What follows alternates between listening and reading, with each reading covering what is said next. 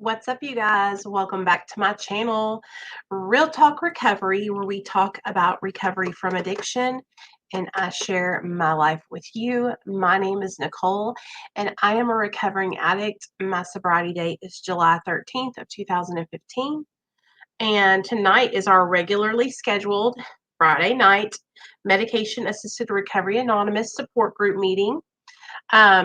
I think we're going to have a guest speaker tonight, so I actually need to get that link. But as you guys come in, go ahead and comment down below in the comment section and let me know you're here. If you want to, put your sobriety in the comment section. That inspires other people who are struggling still. Let them know that recovery is possible, y'all. And I'll get us situated. I gotta repaint my nails. They're looking all kinds of ghetto fabulous. But I've been really proud of myself because I've been able to keep them and not bite them. I used to bite my nails so bad, you guys. Back in the day. Back in the day.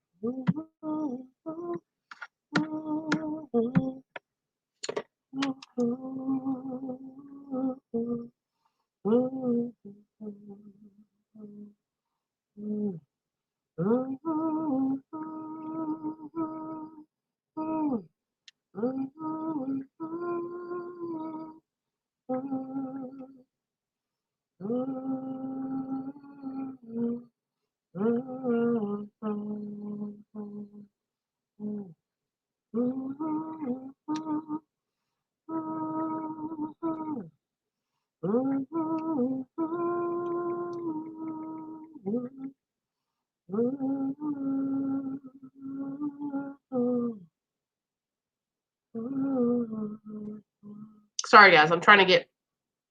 I'm just sharing some of the stuff, and then I'll be talking to y'all. Sorry, I'm not ignoring anybody.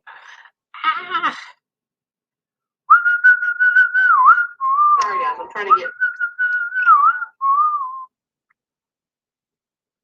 Hey, Erin. What's up, girl? I hope you're doing well. I'm doing good.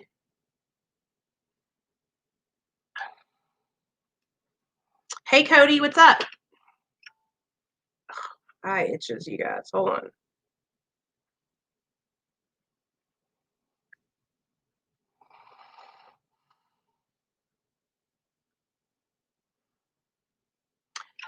I'm telling you guys, tell me this. I need to, whoever's in here right now, Erin and Cody, are you guys getting notifications when I go live at all? Or are they just like not sending out notifications? Because I'm going insane. It's like really starting to piss me off that I can't understand what's going on. It's like,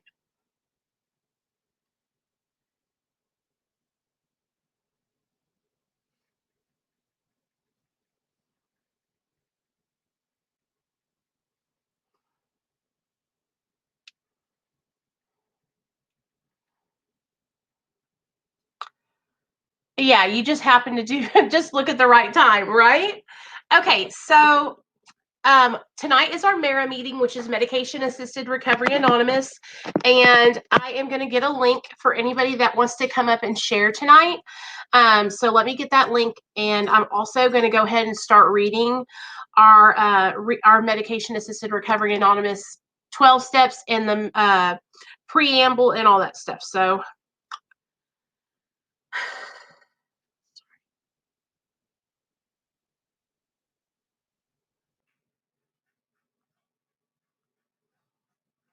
okay, let me get it pulled up. Hey, Shelly. Hey, y'all. Okay, so here I go. Y'all ready? Medication Assisted Recovery Anonymous. One size does not fit all. Do you use prescribed medication to treat various drug and alcohol use disorders? Many people who utilize evidence-based science to aid in their recovery sometimes feel uncomfortable in their day-to-day lives. Additionally, a multitude of people on this healing path have even felt unwelcome at traditional recovery meetings. We understand. At Mara, you are always welcome. Recovery is simply to recover from an unsafe lifestyle.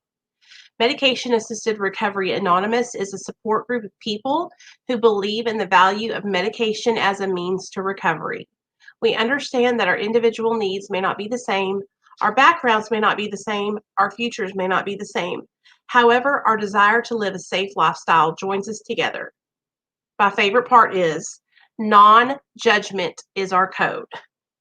So, for those of you guys that are new to Mara and you've never heard of it, Mara is it's a 12-step meeting for people like me who are utilizing maintenance medication, and anyone who is utilizing medication in their recovery, whether it's for depression or anxiety or for addiction treatment, whatever it is, you're accepted at Mara, and anybody's accepted at Mara. It doesn't matter if you're not on medication.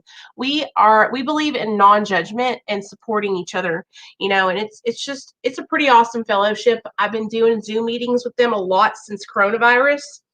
And then I also do an in real life meeting here in Little Rock every other Friday. So I love it. I think it's the best thing that ever happened. You know what I mean? I think it's the best thing since sliced bread.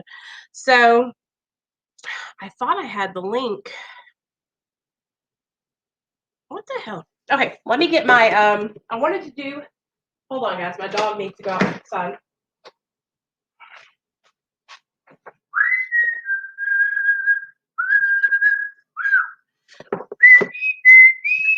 Hey Rob, hey Mama. Hey Misty. Okay. So y'all know I got my recovery book yesterday, and I'm super excited about that. I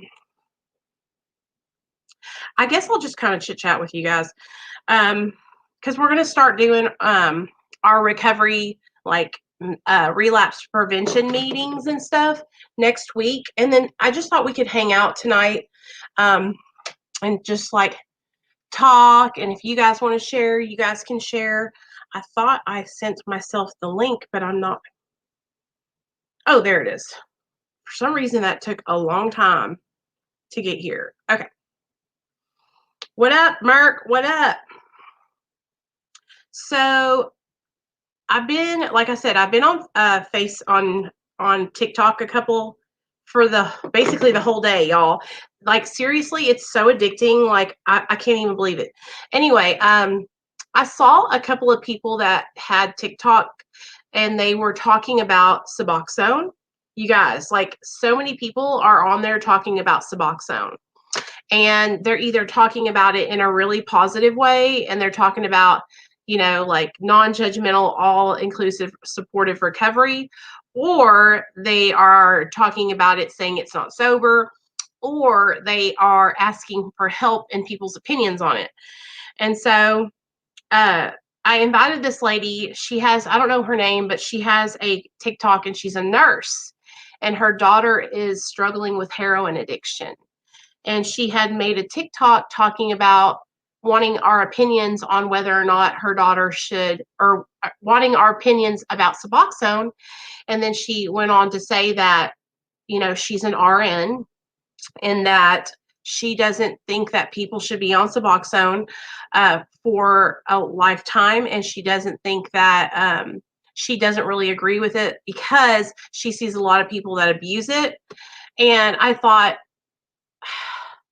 first of all, like being a nurse, you would think that she would see people and like want to help them more, and so I left her a message, and I just said, I hope that this situation opens your mind, because, it's your daughter's life.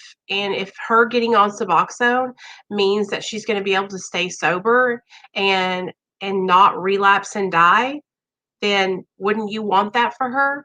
And I don't think she was trying to be nasty about it. I really don't think that. But these are the people that work in the healthcare industry. Like, These are people that you are going to the emergency room if you're in opiate withdrawal, and they're the ones who are treating you and looking at you and saying, oh, this person shouldn't get on Suboxone. It's like you have to take your opinion out of the equation when you work in healthcare and understand that these are human beings. And when somebody's struggling with a disease of addiction and they need help, that's all that should matter. You know, heroin and opiate addiction is deadly. Fentanyl is deadly. People are literally dying, okay? The rate of relapse in opiate addicts is a lot higher than any other drug addiction. Alcoholism might be right up there with opiate addiction, with the relapses. But, like, I guess what I don't understand is, like, if a medication helps somebody to stay sober, then do it. You know what I mean? It shouldn't even be a question. It shouldn't even be something in your mind that you say, well, I don't really agree with this. You don't have to take the medication. You're not the one struggling with an addiction. You know what I mean? And then I saw another lady on there talking about, please explain to me how addiction is a disease. It's a choice. And she's an addict in recovery. And she was like, I chose to get high. Oh, and you guys listen to me. It's like a whole new breed of like people that are like just talking out the side of their necks. And so, you know me, I was like, I can't even comment on it. I'm not even going to comment. But her argument was that she chose to pick up drugs and alcohol. And so, yeah, Merck, I want you to stay alive and like not die from a disease of addiction, but you're not allowed to take maintenance medication. That doesn't make any sense. So this other lady was like, how is addiction a disease? I chose to get high. And this is my rebuttal to anybody that says, how is addiction a disease? I chose to use drugs. Okay, here I go. I chose to lay in the tanning bed. And you know what happened? I got what is it called? Skin cancer on my face. Okay? I chose to overeat and I got high blood pressure. I could potentially be diabetic. Okay? Choosing to pick up the drink or the drug is just the beginning. The addiction and that substance hijacks the brain. It's like a chemical reaction in the brain. And you're never the same again. And so I just don't understand that whole choice thing. It doesn't even make sense. It's like lots of things start out with a choice, okay? STDs are diseases, okay? And they start out with choices. You chose to have sex with somebody unprotected, okay? Um, Heart disease. Some people get high cholesterol and blockages because they freaking overate and ate fatty foods and ate stuff that was high in oils and saturated fats. And that doesn't make that there's no argument there. Do you understand what I'm saying? So it's like a whole bunch of people just saying stuff like that. But then there's a whole group of people on there that are in recovery that are amazing. And I was like, oh my God, this is so awesome. So anyways, I just thought I'd share that with you. I really hope this lady whose daughter's a heroin addict, I really hope that like I hope her daughter is able to get help and stay sober. I pray with all my might. And I hope that she like opens her heart and her mind, to see that this medication could potentially save her daughter's life. Hey girl, I see you. Is it Jodicie? Is that how you pronounce your name? So anyway, I just am so past that point, you guys, where I'm arguing about whether or not addiction is a disease or a choice. There's no argument to be had. There's no back and forth to be done. It's just like we are so past that stage. Like we need to look at this and see like addiction is killing people. People are dying every single day. And if somebody has to get on a maintenance medication in order to save their life, then so be it. There also needs to stop being this divide in the recovery community between recovering people who are utilizing the abstinence-based treatment and then recovering people who are using science like we are on maintenance medication. Okay. And so I see that people are coming together a lot more, but Jodicie has a TikTok, and I was following her TikTok because she was talking about Suboxone because she's on Suboxone. I'm telling your business, girl. She's on Suboxone, and a lot of people leave her comments, you guys, and say stuff to her like, you don't need to be on Suboxone. You need to get off Suboxone. Suboxone is not recovery. And when I saw her responding to the comments, I thought, wow, I remember when that used to happen to me all the time. Remember, guys? Remember? And I have had this channel for 3 years. And for the last 3 years, we have been fighting against that bullshit over here. And we have literally worked so hard. This whole group of people on my channel, we have worked so hard to get an amazing community of other people that are utilizing maintenance medication, and we all support each other and nobody judges each other. And so it was just like, I remember that. And I also remember when I started my channel and how on fire I was to like just stomp out anybody that was like trying to be negative against what I was doing for my recovery. You know what I mean? When somebody's trying to change their life and they are actively taking steps in the right direction, like, why are you even saying anything? Why do you even care what someone else is doing to stay sober? Why does it even matter to you? You know, and that's where, you know, we finally got here is like, we just don't even care anymore. And what happens, you guys, is those people who judge you for you being on maintenance, those are the same people that are going to be relapsed next month. And I'm just keeping it real. I hate to even say it, but it's the truth. Those same people who are downing you and talking bad about you behind your back and making fun of you, those people don't have any quality of recovery. Because if they did, they wouldn't be trying to hurt you or attack your recovery. That's the difference between, you know, somebody who is recovering and truly wants to help people and just, you know, those are the real people that you want to be around. You know what I mean? We don't want to be around the holier than thou people. Exactly, Sonia. So, okay. Jodicie is hanging out with us tonight, you guys, because I wanted her to come over and kind of check out the channel. And so that way she can come on and tell her story one day. So, girl, I'm telling you, we are laid back over here. Everybody is so cool. So when you do come on, when you do decide to come on the channel, do not be embarrassed or ashamed. We have people come on the channel all the time, and we have the best time. So, okay. Whenever I got on Suboxone, you guys, like, I had to do it for me because I wasn't going to stay sober. Like, I was going to die, and I did not want to lose everything. So, you know, okay, you ready, girl? Okay, hold on. Let me get you up here. I'm going to send you the link. I guess I'll text it to your TikTok DM. So hold on just a second. Oh, wait a second. Can you? I think you can click that link there. Or no. And then I'm going to put it in the chat right here on YouTube. So whichever one you can click, let me know.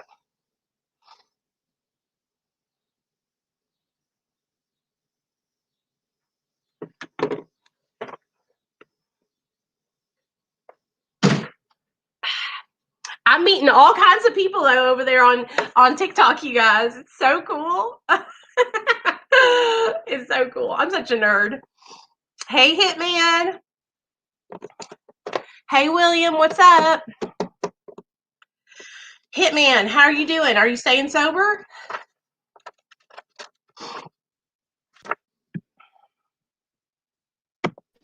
Hey, girl. Hey, girl. What's up? Not much. How are you? I'm doing good. I really want you to know that I'm so grateful for you coming over on the channel and sharing a little bit about yourself. I'm trying to like cross over and do TikTok, but it's like a totally different world for me. So I really appreciate you coming over. after me getting on here and talking and seeing how all this goes, and I am really glad to see how you're talking about recovery. That honestly makes me so happy. Sorry, he's mowing. I need to go inside, No, but you're my son's not here. It's so frustrating because, like, dude, I need to do this. Like, come on, dude, what you're doing, son, go in. But anyways, I'm really happy to see how you're talking about like our recovery because it's so frustrating. I have so many people knocking me you don't understand, but I am so past it. It's like it doesn't even bother me. What bothers me more is that I realized within myself how much I was hiding my recovery to act like I was just like everybody else. I am normal like everybody else. So I hid it and hid it and hid. I would go in the bathroom to take my Suboxone. I would hide in my car because I didn't want people seeing that because they're so judgmental. And after I finally spoke out that one time, girl, it's like it blew up. It blew my mind to realize how many more people are on Suboxone when I thought it was like only me in this world. Oh, it's only me. Like no one else has been through this. And it blows my mind to see how much support. And then it's like comes hand in hand. And you would obviously know that with your page. It comes hand in hand with getting the positive with the negative. Oh, well, you're not clean. Well, the government should be drug dealing. Honey, if you only knew who I was then. And it's like, oh yeah. it's so frustrating. But then again, it's like, okay, so you want to really lowball, and I'm trying to be as nice as I can without disrespecting you or putting you in the wrong place and making you hate recovery even more. So I'm trying to be nice and explain it, but then it's still not getting me anywhere because they're usually just trolls. And that's the problem. They're just trolling my account. And then I got my people upset. And I'm like, guys, like, don't even worry about it. It's nobody. They're just trying to beat us down. And we have to stay above that. We have to not let what they are saying or doing affect us. But I do want, and I will, as soon as I get back after we have our discussion, because I'm really happy to see where you're going with your page here. I will shout you out, and hopefully that will help. I wish we could do this, on TikTok. I wish we Yeah. could have conversations like this on TikTok because it would be so useful. Because it's like there's so many people that I duet because like my page is not based on me. You know what I'm saying? It's my story and it's everybody else's, and nobody else is doing anything like that on their page. They're just doing their recovery only, and it kind of blew up more when I spoke out, and that's okay. I am so happy to see other people doing it too. Because it's like, okay, if you're speaking, we're getting it out there, guys. We're getting the word out there that we're just like everyone else. We just need something to help us. At least we're not sitting on a bed waiting for dope. Right. This is the way I explain it. I explain it like this. So you have two people who are both addicts. One person has 5 years sober and they do therapy and 12 steps and maybe they're into religion. And then you have another person who has 5 years sober and they do therapy, religion, 12 steps, and they have an extra tool in their tool belt, which is maintenance medication. Both people still have 5 years sober. One is not better than the other. One just has an extra tool. That's all. You're right. You're right. You're exactly right. They just don't want to accept. They just want to. They're small minded. They just want to keep looking at it as in, okay, well, being that you're taking that one type of medication, you're high. I can't even tell you the last time I've even felt Suboxone, to be honest with you. Like, sure, I felt it maybe that first month, but of course, that's something new into my body that I haven't had in my body. Of course. Same thing with the antidepressant. You start a brand new antidepressant. Guess what? You're going to feel off that first week or two. What are you doing? Yeah. Well, that's why Suboxone is such a great medication for opiate addiction because you reach that feeling in your body and then you're not feeling high at all. And that's a misconception that a lot of people have. They think, oh, well, that girl Nicole, that girl Jodicie, they're on Suboxone. They're just sitting there high on their live streams all day. It's like, no, that's not how Suboxone works. Right. That's why it's so awesome. Work. Exactly. It takes weeks to work. And once it starts working, it's like, guys, it's just there. Yeah. I'm so glad that you came on. Listen, I have a little boy. He's 6 years old. So he'll come in and get on my live stream and say hi to everybody. And so we're just real laid back over here. Yeah, I mean, my son, he wants to get on, and that's the thing. But like TikTok made it where they can't get on anymore, you know, or they'll ban you live.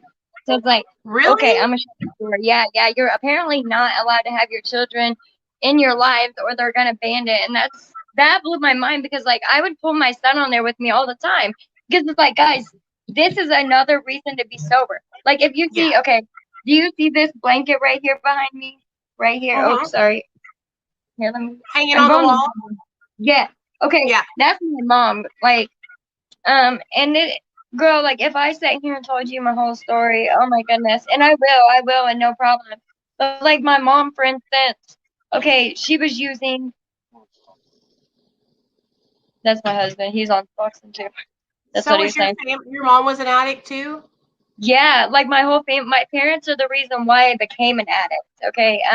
So basically, when I was 13 years old, my mom and dad was doing pills and they were feeding me the pills. Okay. So my mom had a newborn baby, which is my sister, and I'm taking care of her to this day. Okay. And so when she was born, when I was 13 years old, or yeah, she was born 13. My mom was running the streets, not taking care of my sister. So me, not even knowing how to wipe my own ass, guys, I start taking care of this baby, and I'm like, oh my god, like I don't know what to do. And then my dad, being that he was the only one there, like he started giving me these depressant pills, Klonopin, um, all these, you know, off-brand shit, whatever he was getting his hands on. He was like, here, take this, here, take this. You know, my dad had overdosed me twice as well. But my dad was also sexually abusing me on top of that. And I feel like that's why he was forcing all these pills on me because he was knocking me out and then Yeah. taking advantage. So when I came to, I didn't remember every piece of what happened, but I knew shit had happened because I remember at the beginning of it, you know, before the medicine had activated and kicked in. And so as later on goes on, you know, I never ever mentioned anything of it because I was terrified of my dad. Obviously, anybody sexually abused by a parent, you are going to be terrified, you know. And I was Yeah. terrified to tell my mom because I was like, if I tell her, she is going to leave him, and then I'm going to be the reason why they divorced. And I didn't want that, you know. I just wanted to have that perfect family. But then again, I was embarrassed of my family. I would try and go to church, because I tried to stay away from it. Like my grandma was always pulling me to go to church with her, so I'd go to church with her, and I tried to keep away from the demons that they were involved in. But it overcame me as I got older and older, where I couldn't. It just overtook my life. You know, it's like you watch basically the apple that's rotten like ruin the rest of the batch of the apples, you know? Yeah. And that's Mhm. basically what it was. And so then my mom was basically, and I love my mom with all my heart, like she's my fucking everything, because it's like she wasn't a mom to me. It's so weird the way I grew up. I swear to God. It's like she wasn't the mom to me. I was the mom to her, you know? And it's like, how am I the mom to you when, you know, like you need to be my mom? But when my mom lost her mother at 8 years old, she fell off and she never came back from it because they got in a motorcycle wreck at, I think I was 9. No, it was old. I was older than that actually because my sister was born when I was 13. So they had to have gotten the motorcycle wreck around 11 or 12. They were getting morphine handed, or not morphine, methadone. Okay, from why I don't know for a motorcycle wreck, but they both were getting fed methadone. So there was the start of the addiction with my parents, and Uh-huh. it just never ever stopped. And then it came to the point where my mom was never home. So, you know, my dad was sexually abusing me. I basically became the fucking wife of the household. Like I was cooking, I was cleaning, I was doing all the dishes, all the laundry that needed to be done on top of going to school, raising my sister, you know. So I'm doing all this, and then I got my parents giving me drugs. It was just so odd. And you know, like I said, I was trying to run away. I was trying to go other places, so I didn't basically have to deal with what was going on. Like my best friend, um, she would always take me anywhere with them. And that was amazing because I was able to take my sister too. I didn't have to leave my sister behind. And they knew Yeah. that. Like it's sad when your parents will tell your aunt, if you want Jodicie to stay the night tonight, you have to give me some of your pain pills. That's basically selling your children to get high. You know, like that's not normal. Like you guys are fucked in the head. And so that's a little bit of like my childhood. That basically went Yeah. on my childhood. I grew up. I had a great family, but I grew up with friends who were kind of in the same situation like you Yeah, were. In fact, I dated this guy for 7 years, and he had his brother's girlfriend's little sister. Same situation. The parents right. were shooting her up with meth. They were Oh, raping her, and I'm sure once you got old enough and you started to use drugs on your own, that you were yeah. probably getting high to block out all those fucking memories. Yep, and that's exactly what it was. Like the day I turned 18, I left and I never went back. And my parents were like, "You don't have to leave." Sorry, I'm trying to find somewhere to prop this up Oh, you're so okay. that I'll stop moving the screen because I see it moving a lot. Anyways, they was like, "Well, you don't have to leave when you get old enough, and whatever. When I'm 18," and I'm like, "Yeah, I know I don't have to leave, but I'm gonna go live here so I can finish my school and stuff because I had already overdosed twice at that time when I turned 18. So at 16, I got some teeth pulled, and well, actually, these both these overdoses fell within like 2 months apart. So the first overdose, we're not even gonna talk. I'm still 16, yes, but we were living in a trailer, and my mom violated probation, so she was gonna have to go to jail, and she had never like left us before, right? So and she of course was fucked up and running around on drugs, but she still like we still like needed our mother no matter what it was. And Right. it's so weird to explain because she really wasn't the mom. As you look at it now, it's like, Mom, you didn't do anything for us, but we still like leaned on her and needed her. And with her going to jail, it made everything so messed up, so messed up. So we ended up like moving out of our trailer and we moved into my grandparents, which was like right down the road, basically like a road over, right? And we move into a pop-up trailer in the middle of freaking winter. Okay, so we moved out in October, and we are living in a pop-up camper in winter, and it's freezing ass cold. My little sister's living in the house with my grandma, but then um my dad is like feeding me all these pills, right? And it's just so messed up because I'm asleep. Like he's making me miss school and shit. I'm trying to get up to go to school and I can't even hold a glass without dropping it. Because it was obviously muscle relaxers he was giving me where I couldn't hold anything.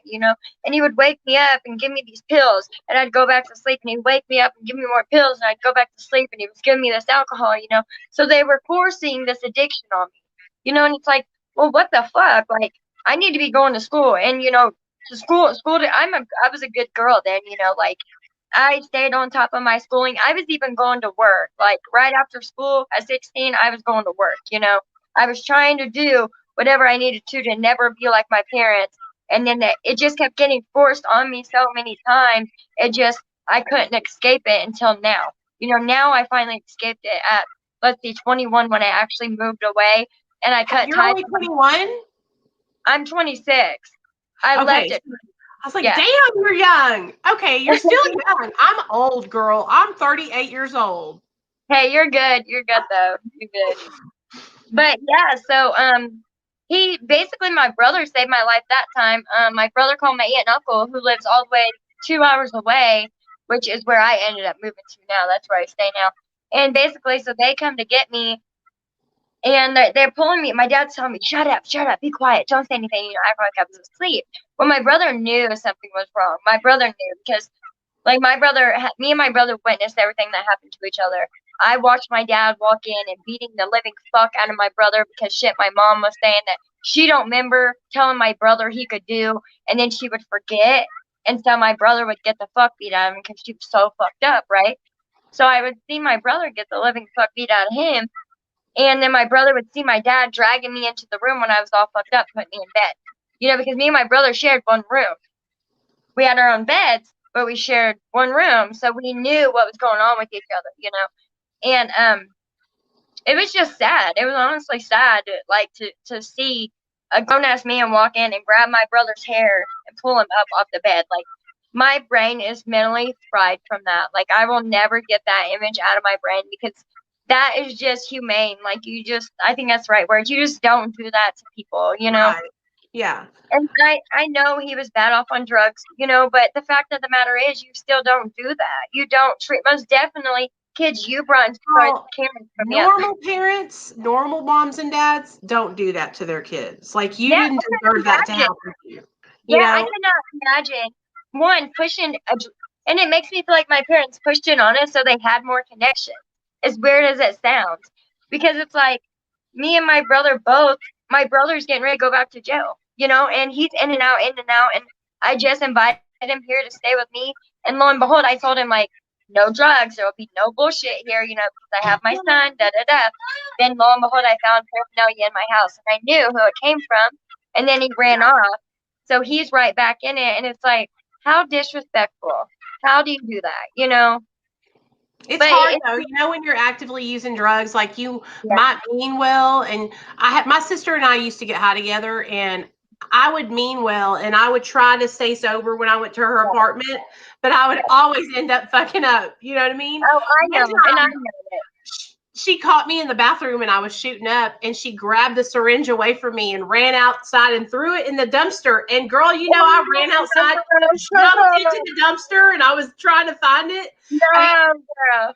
that's how desperate I was back then. Like, I didn't give a damn. I was going in that No. garbage can after it. Hey, I probably would have too. I would have too. If that's all I had, girl, I'm gonna beat your ass and then I'm gonna get my shit back. For real. I Right. could. That's How so did you finally what made you finally get on Suboxone? Like, how did you transition to that? so I tried 5 times to get clean is the main thing. So I tried 5 times and I failed every time, right? But this time, for some reason, this time, like I got tired of living on the streets. I got tired of not having any food. I had nowhere to stay. I was living in cockroach infested houses, no power, no water, sweating my fucking ass off every night just so I could get high. You know, it just wasn't worth it to me anymore. I got tired of not having anything. I got tired of walking around looking like a dirty ass bum. Yeah. I never begged, but I would rob anybody I could. And you know, me genuinely, that's not me. Like I'm the type of person, if you want something, I'm gonna give it to you. You know, Right. but my addict me will rob you in a heartbeat and then help you look for what I stole. You know, that's just any addict. That's our addiction. And so this time, for some reason, I just had it. I was like, look, I'm 21. Obviously, this guy's not gonna change for me. He's the piece of shit that got me shooting up, you know. Because I wondered like, well, why isn't it better than me? Why is he doing that, not loving me? Until I did it, and then I was so addicted. I was like, I get it. The first time I did it, I couldn't put it down after that, you know. I So it know. was like, okay, well, I genuinely love this dude, but nothing will ever change. I've gave him 5 times. I've walked away 4 times at this time. 4 times I've walked away. He's never changed, so he's not going to.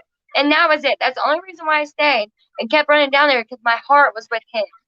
For some reason, I just couldn't because I seen the good him and I kept waiting to see that good him because that's Right. me. Like I'm gonna write it out till I get that good back. Well, there was not no good coming back after me leaving and come back, me leaving and come back. He was never going to change. So that did it this time. He begged me, of course, and I was book. I shut everything, every connection I possibly could down. I had to change my music. I started listening to, you know, um, it was like Lecrae. It's Christian rap. I NF. know you're talking about. Yeah, I had to because the fact of the matter is, I couldn't listen to the same music at that time that was on the radio because in my mind it was going back to the past and I wasn't moving into the future.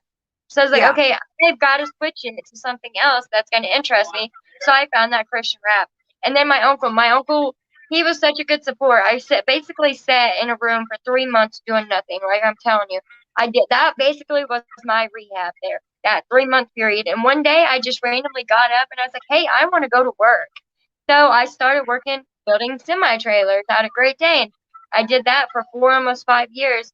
Well, I met my husband out of Great Dane and we clicked. We met really well. Well, something still felt mentally off where like I wasn't comfortable with meeting people and talking to people and just something was off. And I didn't know what it was, but I knew I was in a way it felt like schizo where like I couldn't trust nobody. I couldn't I just one minute I talk to you and we were okay and then 2 minutes later I'm backtracking everything we just talked about trying to figure out Did I say anything wrong? Did I do anything? It was just weird. I don't honestly know how to explain it. My brain just fucked up from all the pill use from being so young when my brain was still developing. So I Yeah. was like, okay, I'm gonna try a Suboxone doctor. Like, I can't do methadone because I used to do methadone on the streets and I abused Me it. too. I loved it too much. I So was the that's same why I way. didn't. Right. It's just too good for me. So I was like, I'm not gonna try that. So that's why I did Suboxone, and I just went in when I called, paid my 200 and something dollars to get in, and it's a therapy, so it's cool because I go in and I tell him about my life, and it's actually a therapy, and then I get my Suboxone. So it's like I'm getting my refill and I'm going through therapy at the same time as well as I'm doing AA. So yeah, Right. I don't Good honestly know what job. made You did me. the right thing. Thank No, you. I just so you know, like I went through the same thing when I was getting sober, like early in my recovery. I felt really awkward. I felt like I couldn't talk to people. I was afraid to be in Oh, large okay. groups of people. Just real like unsure. And I think a lot of it is because like when we were getting high for so many years, like Yeah. we just messed up our brains and we don't know how to act without getting high. Like I didn't know how to go to the mall and go buy stuff without being high. I didn't know Right. how to be Right. around people without being high. And then when you took the drugs and the alcohol away and I wasn't high anymore, I felt Good. exposed. Yeah. Yeah. You know what I mean? Like I didn't know how to act. So I cannot tell you, everybody on this channel is going to love you, girl, because we are all on the same level. Like when I saw your TikTok and you were just like hashtag Suboxone is recovery, hashtag save the addicts. I was like, Come oh on, my I'm rolling. I'm going. I'm going. I keep it going. Like that. There's so many haters, but I really don't care because it's like I'm so happy with where I am today. Like I'm so happy with my life. Like I'm so past everything that's happened with my addiction and my childhood, and like I feel like I finally have given it up. And then TikTok don't realize how much it has genuinely helped me too. Because it's helped me open my eyes to a lot of stuff that I never realized, like the fact of how many people actually support and are on Suboxone, and I thought it was only me. And I'm hiding in my car to take my medicine, and it's amazing. I love it. I genuinely love it because it's like a therapy to me as well because I get on there and I tell people and I'm trying to educate them with the best of my knowledge. Sometimes, of course, I'm not correct. Nobody's perfect by any means, but I try to Yeah. help as much as I can because I know, man, like my aunt right now, dude, it kills me. My aunt right now, and it's my mom's sister. My mom's dead due to meth use, okay? And that's what I was going to tell you. She died in the hospital due to using meth. And it's like, now my aunt's out there. She's been out there forever. And it breaks my heart to see her like that. So it's like, maybe I don't see all these addicts anymore, but maybe just my one message could possibly help them or could remind them because, you forget. When you're in active addiction, you forget about the help you can get. That's the last thing you're worried about. You're worried about how am I going to get that money to get high again. So maybe if they're just scrolling through TikTok and they see Suboxone, oh man, maybe I should try and enroll on Suboxone. Yeah. And Yeah. that's why I push it. That's why I push it so much. I'm telling you, like, it blew my mind how many people are able to like it took me 3 years to grow my channel to this point at 5,000 people. Right. Yeah. On TikTok, you can go on there and all you need is a couple of those TikToks to hit, and then bam, you got like Yeah. 70,000 people I following you. know. I know. I know it. My I was my account just went from being that a normal TikTok account to which I started talking about my addiction before, but then I dropped it thanks to all this political stuff, which I'm not getting into that stuff. But that really messed my account up.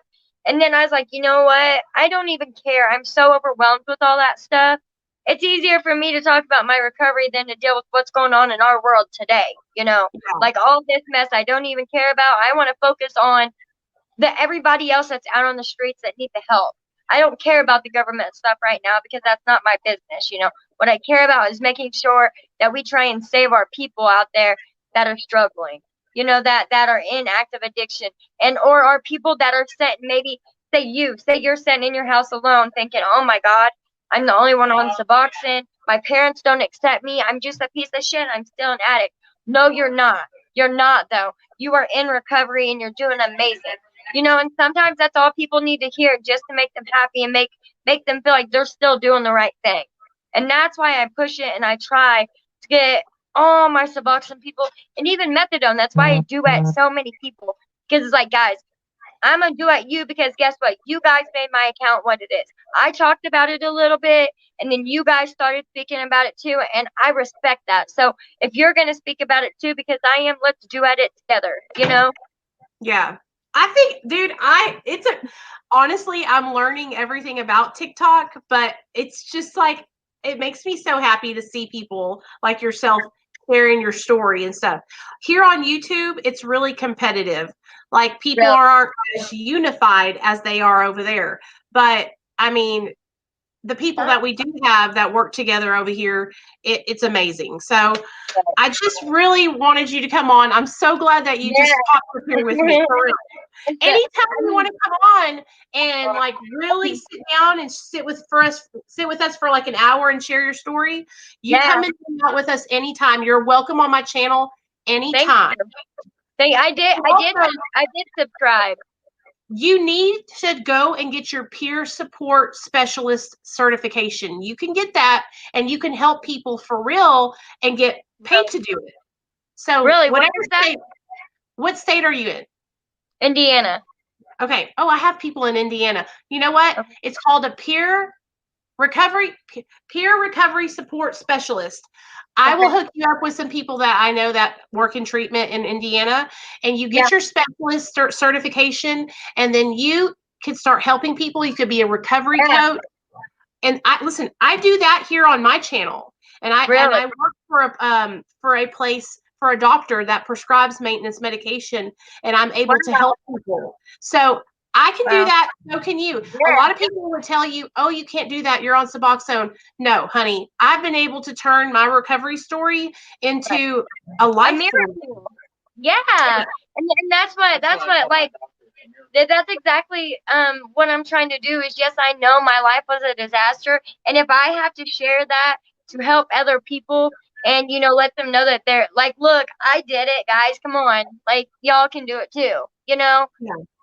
So you're such a blessing. Okay, girl, I'm gonna text you on TikTok and I'll give you the information of my guy that works up there in Indiana. But I love you. Thank you for coming on. Thank you. You're welcome. Thank you so much. Bye, girl. You're welcome. Bye, you guys.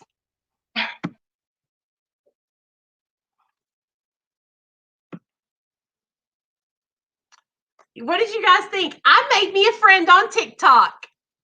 Y'all know I was going to be making some friends over there. Isn't she just the sweetest? Okay, so I met so many people just like, well, I don't know if they're as awesome as she is, as Jodicie is, but I met so many people on here, you guys, who are sharing their stories about being on Suboxone and methadone, and they're sharing their recovery just like they do here on YouTube. So if any of you guys are like if you're on TikTok already and you are looking up, all you have to do is stick the hashtags in, like hashtag recovery, hashtag Suboxone, hashtag methadone, whatever you want to look up, and it'll bring up the videos associated with that hashtag. But hey, Jose, what's up? I'm the plug. Shut up.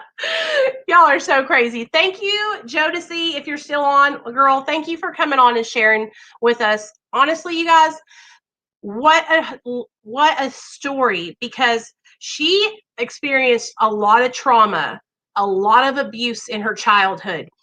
Honestly, I couldn't even be mad at her if she was still getting fucked up because of the shit she went through in her younger years. That is what's shaping and molding you to become an adult when you're a child. Those years when you're growing up, like, your parents are the people that you depend on to teach you how to live. And she didn't even have those people to depend on to teach her. And so I always get a little bit emotional about this kind of stuff, but I'm just so grateful that I had my mom and dad. And I feel like such an asshole because I did have mom and dad. I did have a good family, and I still did the stupidest shit I could have done by getting high on drugs and alcohol. You know, I look at a lot of you guys who didn't have the opportunities that I had. And I realized how I took a lot of the life opportunities for granted, and I will never do that again. I am so grateful for my life today. So grateful. I'm so grateful for all the opportunities that I have in my recovery, you guys, because I would not be here if it wasn't for my channel. I feel the same way about YouTube as Jodicie feels about TikTok. This is like my family. You guys are my best friends. This is my diary. This is my therapy. You guys are what helps me stay sober every single day. And so I am just so grateful, and I'm just so humbled. I'm meeting such amazing people. I never in a million years thought I would be making friends on the internet. And here we are, 5 years into my sobriety, and I'm like literally an internet queen over here making all kinds of friends. I remember when I used to be afraid of the internet, I thought there was like all these like psychos on there that were going to come and stalk me or some shit. And now like the internet is everything, you guys. So anyways, I love you guys. Drugs do not discriminate. You are right, Sam. Hey, Nap, what's up? I'm glad you're in here. I haven't seen you in a while. So I'm not going to keep you guys hostage forever. Y'all know how I am. I'll sit here and talk forever. I just wanted to show you guys, like, I'm meeting a lot of cool people on TikTok, and I will bring more TikTok sensations like Jodicie over to the YouTube streets. So y'all already know I'm putting my feelers out there. I'm trying to find some other awesome people in recovery that are utilizing their TikTok platform, and I'm going to help them cross over here. Anytime, girl, anytime you have gone through, yes, and now you're sober today. That's right. Hey, Des, I didn't either. But you know what? And this is the thing. This is the only thing about TikTok, you guys. I feel like I'm making an ass out of myself. But honestly, everybody on there is. So I'm going to get in where I fit in. Hold on, I'm going to put there's my Patreon in the chat, you guys. What is leaking? Oh, shit. I knew it. Okay, there's something leaking out of our ceiling. Drugs took me away from all my family for a long time. I'm so blessed to be able to spend my time with them now. Jose, I am so happy you are too. How is everything going? Have you been utilizing your support system? I have a feeling you're going to do great things for so many people. Don't stop doing what you do. Nap, you guys, let me show you all her account on TikTok. She's got a pretty big following over there. Hold on. She's got 16,000 people over there following her. Here, let me see if I got it. I'll show y'all. She gets so excited too about the stuff she's talking about. Hold on, I'll show you. Every single day. Hold on. Hey, this is to everybody that is on Suboxone and Methadone. Listen, I love you guys. If you need support, message me or anybody else that is on here talking about recovery. We got you. Don't feel alone. You're never. Hey, this is to everybody. She's like a mini Nicole, isn't she, y'all? I couldn't believe it when I saw her TikTok. I said, damn, that's a mini me right there. I mean, not like really mini, like she doesn't look like me, but like, you know, a younger version of myself. Because whenever I started this channel, everybody will tell you guys, I was like straight up didn't fuck around. I was like, if you don't like it, get out of here. We're blocking you. We're deleting you. We're doing our own thing over here, you know? So I just get so excited to see other people that are advocating for maintenance medication and the equality and getting rid of the stigma behind it, you guys. So I invited Jodicie to the Mara meetings with us, and I'm going to start sending her the links over there when we go to our Mara meetings. For those of you guys that are new and have no idea what I'm talking about, I'm going to give y'all a link to our Hangouts chat. If you join this chat, then what will happen is we link the meetings in this chat. Okay, so there's the link. I just dropped it in the comments. If you join this chat, you'll be able to get the links to all the Mara meetings before they start. Okay, and Des, you couldn't handle it over on TikTok. Des, you couldn't handle it, honey. Oh my God, I have to show y'all something. Y'all are gonna laugh so hard. Real fast. This dude literally cracks me up. Y'all ready? Yes, the Lord's in this house. Oh, the Lord's in this house. Yes, the Lord's in the house. I'm a Jesus freak. 7 days a week. Worship and praise make my sinning game weak.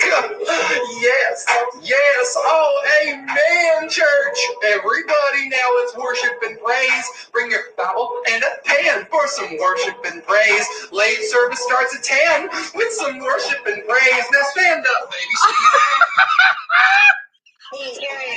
Look at me. I literally sit here and scroll and I laugh out loud, y'all. I get so much joy from watching these people's TikToks. It's like, shh, I'm fixing to put together a skit and do a damn act on there. Just wait. Y'all will see. I'll upload it here. I don't know why either, Nap, but they do. They really do. You should see it. It's really sad. It's really, really sad. But what I was saying about that Hangouts chat, if you guys join the Hangouts chat, listen, then Mark will link our Mara meetings in there. So, and I say our, I mean Mara meetings that I go to. Like, I'm not the creator of Mara. Mara is its own entity, but I am a huge advocate for Medication Assisted Recovery Anonymous.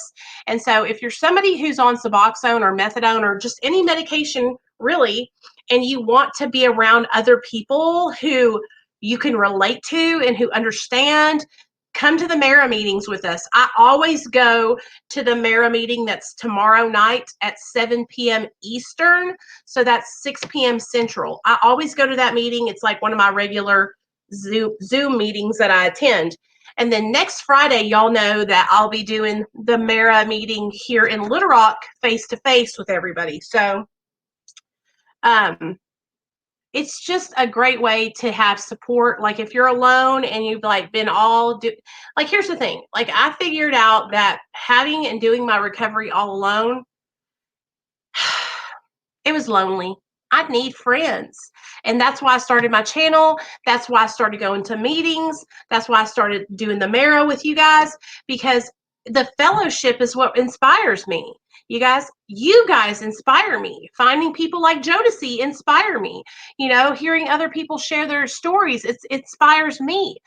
I can't pour from an empty cup. So I have to go get my cup filled up sometimes too, you know? Hey, Nikki Rev, what's up, girl? How you doing on your sobriety? Is everything going okay? I have to get filled up too, you guys. So we all have to. So, okay, let me read a meditation before we go, okay? So let me see what I'm going to read about today.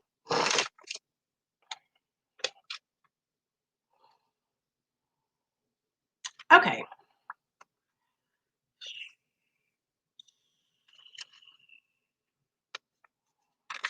Okay, here we go.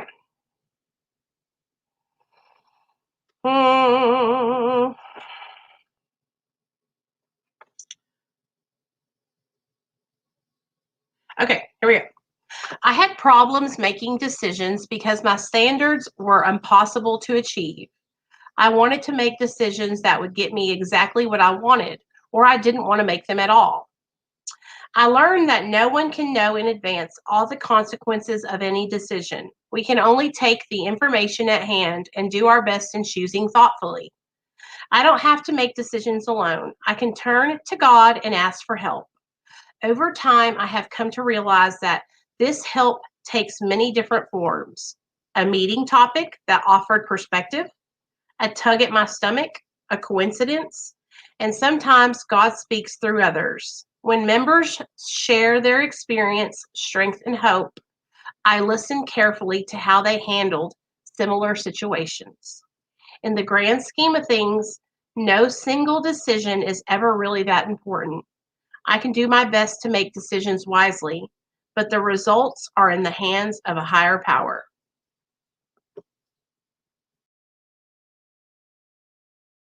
So you make decisions alone. Listen when other people are sharing their experience, strength, and hope, because it'll help you and inspire you, just like we were talking about today. And you guys know, if you ever need support, you can always text me at that phone number right there. That one. Oh, that one right there. That one right there. Hey, Nikki, that's awesome, girl. I'm proud of you, Nikki. Nikki went on a very, for those of you guys that know, Nikki has a channel, and she went on a very public drinking bender about 2 months ago and took us all to the bar with her. And I was worried sick about her because I knew that she was a recovering alcoholic. So I'm texting her and calling her, what are you doing? What are you doing? And she's back on the wagon again. Thank you, Jesus. Thank God, girl. You're such a beautiful soul. You know, alcohol we don't need it in our lives. She's so brave though, you guys, because she came back and she was like, I'm back. And she didn't let nobody shame her. She didn't let nobody's judgment or anything affect her. And that's the thing, you guys, like, if you slip and fall back, don't worry about what anybody else thinks. Stop. In fact, I don't even want to call it a relapse anymore, because I feel like the word relapse has so much negative connotation connected to it. We're just going to call it doing something. I don't know. We're just going to call it making a mistake. If you make a mistake, get back on track. Do not sit in the mistake. Just get back on track. Okay. Don't beat yourself up.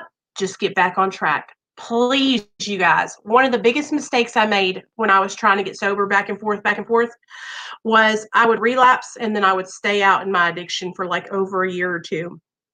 And each time it took me longer and longer to come back and get help. So instead of doing like the stupid shit like I did and taking and being easy and like hanging out in the addiction, at the minute you touch down in your active addiction, you better pull your ass back out and jump back in the fucking recovery pool, because it will eat you alive like quicksand. Okay, so y'all know my analogies are pretty fucking crazy.